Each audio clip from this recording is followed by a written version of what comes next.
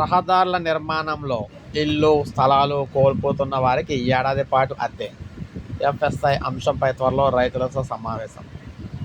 రాజధాని అమరావతిలో రహదారుల నిర్మాణం సందర్భంగా ఇల్లు, స్థలాలు కోల్పోతున్న బాధితులకు ఏడాది పాటు 10,000 చొప్పున అద్దె చెల్లించాలని త్రిసభ్య కమిటీ నిర్ణయించింది. ఇల్లు కోల్పోతున్న వారికి ప్రత్యామ్నాయ ఫ్లాట్లు కేటాయించిన తర్వాత 3 మాసాల్లోగా బాధితులు అక్కడికి వెళ్లేందుకు సమయం ఇవ్వాలని నిర్ణయం తీసుకున్నారు. రాజధాని ప్రధాన సమస్యలైన సమస్యలపై త్రిసభ్య కమిటీ సమావేశమైంది. ఈ సందర్భంగా సిఆర్డీఏ కమిషనర్ మాట్లాడుతూ R3 నివాస వాణిజ్య ఫ్లాట్లో 2,000 గజాల పైచీలకు విస్తీర్ణం ఉన్న వాటికి సంబంధించిన ఫ్లోర్ స్పేస్ ఇండెక్స్ సమస్యపై త్వరలో రైతులతో సమావేశం నిర్వహిస్తామని చెప్పారు. దేశంలో ప్రధాన నగరాలతో పోల్చుతూ రోడ్డు వెడల్పు, ప్రస్తుత ప్లాన్లో ఉన్న పార్కింగ్ జోన్లను దృష్టిలో పెట్టుకుని ఎఫ్ఎస్ఐ పెంచాల్సిన అవసరం ఉందని తెలిపారు. ముఖ్యంగా చూసుకున్నట్లయితే గ్రామ కంటాల్లో 10 సెంట్ల లోపు భూసేకరణ జరుగుతున్న ఫ్లాట్ల విషయంలో జాయింట్ కలెక్టర్ రానున్న 10 రోజుల్లో విచారణ పూర్తి చేస్తారని చెప్పారు.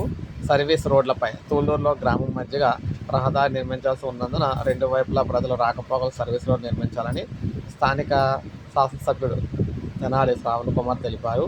దీనికి సంబంధించి డిస్కషన్ చేస్తున్నారు.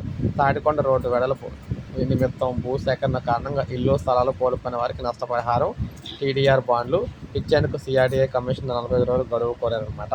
ఇక రాజధాని నిర్మాణానికి భూములు ఇవ్వకుండా గతంలో కోర్టుకు వెళ్లి ప్రస్తుతం భూ సమీకరణ సుముఖత వ్యక్తం చేసిన రైతుల విజ్ఞాపన మేరకు ఆ భూములను కొత్త భూ సమీకరణలు తీసుకునేందుకు వారికి సంబంధించి అవసరమైన వివరాలను సేకరిస్తున్నారు.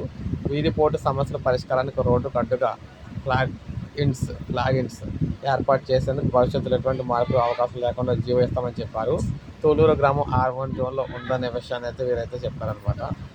సో వాణిజ్య గ్రామంలోని R&B రోడ్డు పక్కన ఉన్న నిర్మాణాలు వాణిజ్య కేటగిరీగా పేర్కొనడం సాధ్యపడదని కమిటీ చెప్పింది.